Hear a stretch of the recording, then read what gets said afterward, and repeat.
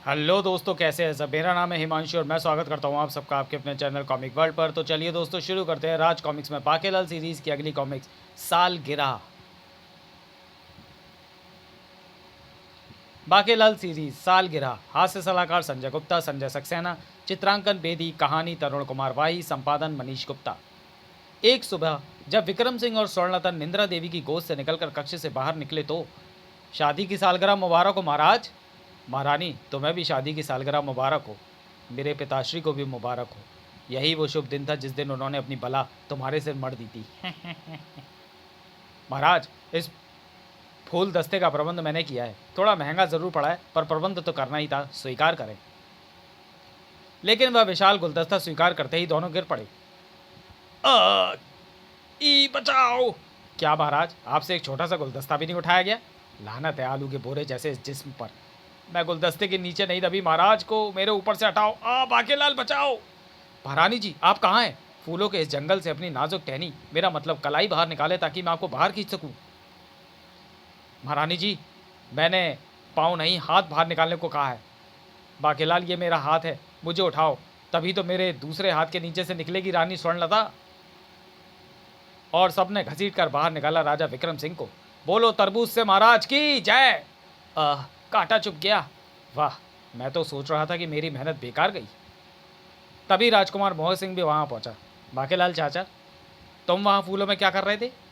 मोहक पुत्र, अगर आज तुम्हारे बाकेलाल चाचा ठीक समय पर यहाँ ना पहुंच जाते तो मैं दब कर मर जाती। काश महारानी महाराज जैसी मोटी होती और महाराज महारानी जैसे पतले, और तब महारानी महाराज पर आकर गिरती। पर मेरी ऐसी किस्मत कहाँ। महाराज, कहीं कोई हड्डी वड्डी तो नहीं टूटी? नहीं, बच गई। बोलो महाराज की जय। बड़ी सख्त जान निकली कम वक्त। खैर जाने दो, कोई बात नहीं, फिर तोड़ देंगे। महाराज, मेरी ओर से भी सालगिरह की ये भेंट स्वीकार करें। महारानी जी, आप इस खिले फूल के समान मुस्कुराती रहें, और महाराज आप इस फूल की तरह। बाकेलाल चाचा, अब आप ज़रा पतली गली में हो लीजिए। माताश्री पिताश्री, सालगिरह मुबारक हो। मेरी ओर से यह तोहफा आपके लिए। धन्यवाद पुत्र, किंतु इसमें है क्या? आहा, एड़ी वाली चप्पलें, जिनकी मुझे कई दिनों से ज़रूरत थी। पुत्र मोहक, तुम्हें पाकर मैं धन्य हुई। पिताश्री ये चप्पलें पहनेंगी माताश्री और खाएंगे उनके दुश्मन। महाराज, आपको भी महारानी जी को कोई भेंट देनी चाहिए।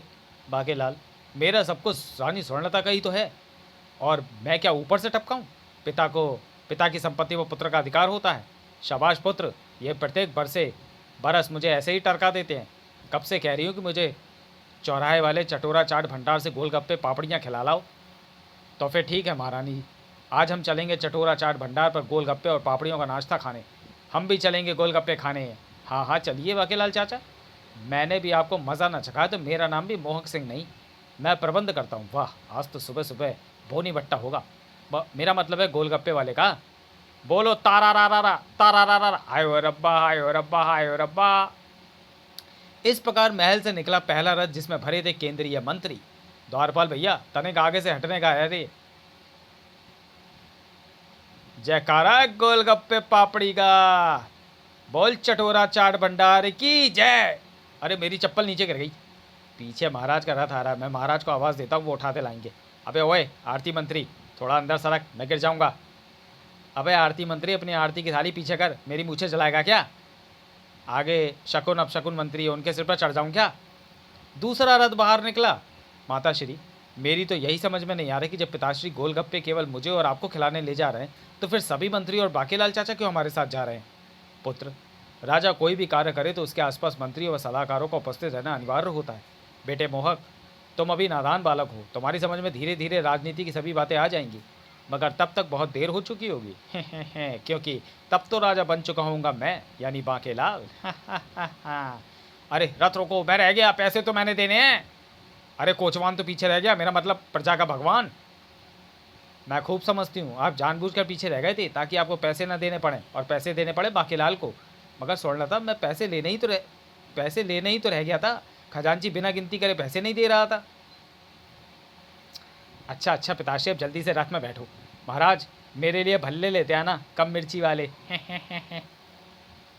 चटोरा चाट भंडार, मैं प्रबंध मंत्री हूँ, सबको गोलगप्पे चाट पापड़ी जिसे जो चाहिए खिलाओ। 4 के पैसे मिलेंगे, 5 खिलाने पड़ेंगे, समझ गए ना?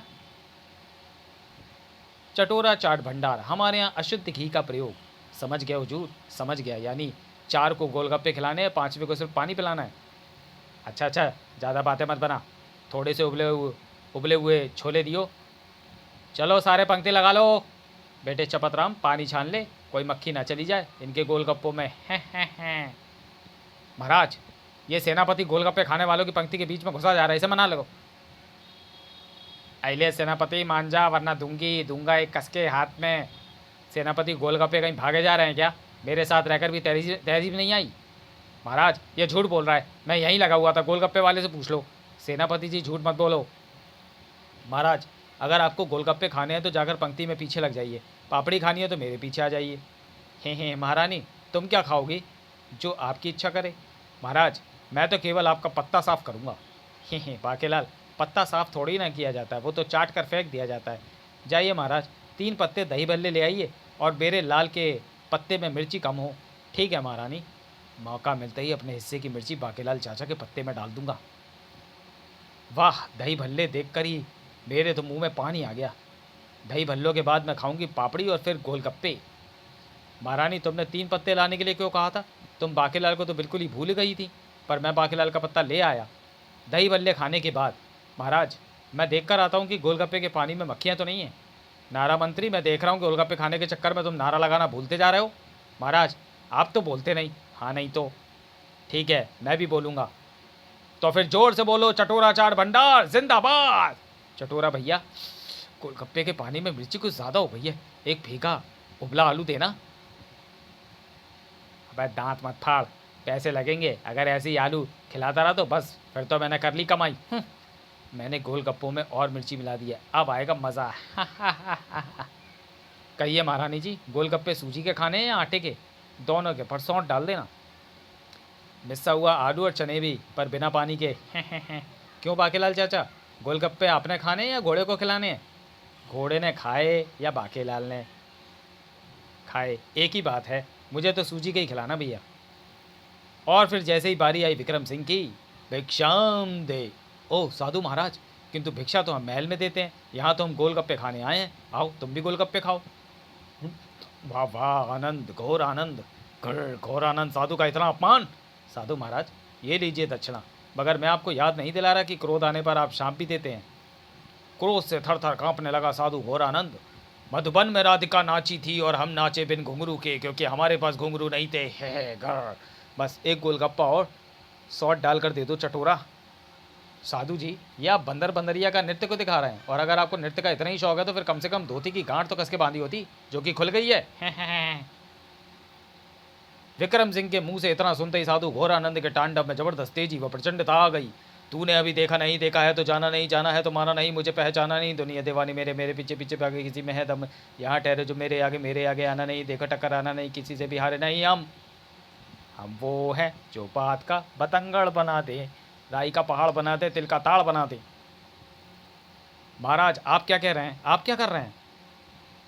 अरे ये तो चकरा कर गिर गया महाराज, इसे जूता सुंघाइए। बेटा मुच्छड़, जूता सूंघा फिर आएगा मजा। विक्रम सिंह ने साधु को जूता सूंघाया। साधु क्रोधित मुद्रा में उठ खड़ा हुआ। मगर ये आप तांडव क्यों कर रहे थे? शाप देने से पहले मैं तांडव करता हूँ। याहू, वो मारा पापड़ वाले को। गोलगप्पे खाएगा? अबे तू तो खुद संसार का सबसे बड़ा वस्त्रधारक गोलगप्पा है दुष्ट, जहाँ मैं तुझे शाप देता हूँ कि तू गोलगप्पे की तरह फूल जाएगा। चौंक पड़ी स्वर्णलता। नहीं, अरे शैतान, मेरा मतलब है ऋषिवर। क्रोध आकाश की ओर मुंह करके थूक दीजिए। अरे दुष्टपाजी, मेरा मतलब है महात्मा, मेरे पुत्र का पालक और मेरे पीछे दुम हिलाने वाले मेरे स्वामी को क्षमा करें। मैं इनके मोटापे से वैसे ही परेशान हूँ। अगर ये और मोटे हो गए तो मेरा क्या होगा? ये कक्ष के दरवाजे में फंस गए तो मैं बाहर कैसे निकलूंगी? दुखी स्त्री, तू तो केकड़ी सी है, तू इनकी टांगों के नीचे से निकल जाना। मगर मैं शाप वापस नहीं ले सकता। इसने मुझसे पंगा क्यों लिया? मैं ऋषि हूँ, कोई मजाक नहीं। बोलो डमरू वाले की जय। लुच्चे लफंगे, मेरा मतलब है ऋषिवर, मैं आपकी पुत्री समान हूँ। क्या आपको ये अच्छा लगेगा कि आपके दामाद को बच्चे मोटा भाई मोटा कहकर चढ़ाएं, और ये बाहर निकले तो कुत्ते इनके पीछे पड़ जाएं, उनके वस्त्र फाड़ दें? तूने ऐसा कहकर मेरे जख्मों को पुनः हरा कर दिया है पुत्री, क्योंकि मेरी एक 5 वर्षीय पुत्री थी तिनकी, जिसकी माँ की बहंगी सूरत मुझे पसंद नहीं थी। पता ही नहीं चलता था कि वो मुझे देख रही है या मेरे बगल वाले को, इसलिए मैंने सालगिरह वाले दिन ही उसका गला घोंट दिया। पर मुझे नहीं पता था कि कसकर गला घोंटने से वो मर जाएगी। बाद में मुझे खाना पकाना पड़ा, बर्तन मांजने पड़े, कपड़े धोने पड़े, चूल्हा चौका करते नानी याद आ गई और मैं क्रोधित होने लगा। इसलिए अब किसी को भी सालगिरह पर मैं शाप देने का बहाना ढूंढता रहता हूँ और आज महाराज मेरे जाल में फंस गए। हाँ, तो फिर एक दिन मेरी पुत्री को एक उकाब उठा कर ले गया। महारानी जी, आपके पास रुमाल तो होगा, ज़रा देना, नाक पहुँचनी है।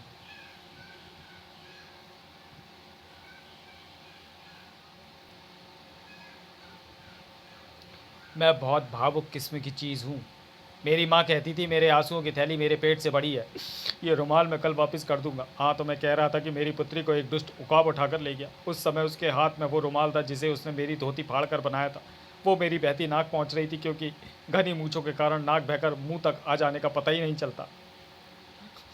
ये देखो, ये रही मेरी वो धोती। इसमें से आपको रुमाल कटा साफ दिखाई दे रहा है ना महारानी जी? इसे मैं हर समय साथ रखता हूँ, ताकि अगर मुझे मेरी खोई पुत्री कहीं मिल जाए तो ये धोती देखकर वो मुझे पहचान ले, क्योंकि आज मुझे उससे बिछड़े हुए 10 बरस हो गए। अब तो वो बड़ी भी हो गई होगी और उसी के वियोग में मैं एक लकड़हारे से साधु बन गया, क्योंकि इस प्रकार मुझे पेट भरने के लिए काम भी नहीं करना पड़ता और मैं अपनी पुत्री की खोज भी करता रहता हूँ। इसी बात पर बोलो, आंसू भरी है ये जीवन की राहें। तो पुत्री, जिस दिन मेरी पुत्री मुझे मिल जाएगी उसी दिन मेरे शाप का असर भी जाता रहेगा। अब तुम पीछे मुड़ो तो ज़रा हृदय पक्का कर लेना। अच्छा, मैं चलता हूँ। और तभी उपस्थित प्रत्येक व्यक्ति को लगा एक जबरदस्त झटका। अगले ही पल सर्वप्रथम निकलने वाली चीख स्वर्णलता की थी। स्वामी, मेरी दुख भरी चीख आप तक पहुंची कि नहीं? अगर नहीं पहुंची तो मैं दोबारा थोड़ा और जोर से चीखूं, मुच्छड़ रे। मैं अभी इनके शरीर में कुल्हाड़ी से बड़ा छेद करके सारी वायु बाहर निकाल दूंगा। कुल्हाड़ी लाओ, अबे जल्दी ला, कहीं महाराज ठीक ना हो जाए। अरे बाप रे, ये तो अठन्नी वाले गुब्बारे की तरह फूल गया। पिताजी, आप चिंता ना करें, मैं आपके रहने के लिए महल से बाहर ही एक अस्तबल बनवा दूंगा। महाराज, रहने का प्रबंध आप मुझ पर छोड़ दें। मैं चारों तरफ से बिना दरवाजों की मोटी दीवारें बनवा कर ऊपर से छत भी डलवा दूंगा। आपको कल मरना होगा तो आप आज ही मर जाएंगे। मुझसे महाराज का दुख नहीं देखा जाता। इसी बात पर बोलो, जय जय जय हनुमान गोसाई, कृपा करो गुरुदेव की नाई। तगड़ा अपशकुन है महारानी जी, आपको 50 हरी मिर्चें खानी होंगी इस अपशकुन को टालने के लिए। तो फिर अपशकुन टालने की क्या ज़रूरत है? मुझसे महाराज का दुख देखा जाता है। शकुन अपशकुन मंत्री चाचा, आप 100 हरी मिर्च भाकेलाल को चाचा को खिला दें। एक ही बात है। माता श्री, अब मैं अपना घोड़ा किसे बनाऊंगा और किस पर गाठूंगा सवारी? महारानी जी, महाराज की व्यवस्था के कारण आप मुझे राज सिंहासन पर बैठने के लिए मत कहना, वरना मैं बैठ जाऊंगा। नहीं कहूँगी भाकेलाल, नहीं कहूँगी। मैं इतनी भी पागल नहीं हूँ। राज सिंहासन पर तब तक बैठेगा मेरा लाल, मेरा वाला लाल। क्यों मेरे लाल? हाँ माँ। तो इसी बात पर दुखी सर में बोलो, उस उकाब की जो ऋषि की बेटी को उठा कर ले गया था। जय। मेरे पैसे तो दे दो। पैसे नहीं मिलेंगे। तेरे गोलगप्पे के कारण महाराज ऐसा गोलगप्पा बन गया जिसे कोई नहीं खा सकता। तब तो इसे मेरे पास ही छोड़ जाओ, यहाँ एक से एक चटोरी आती हैं। हाय मेरे पैसे।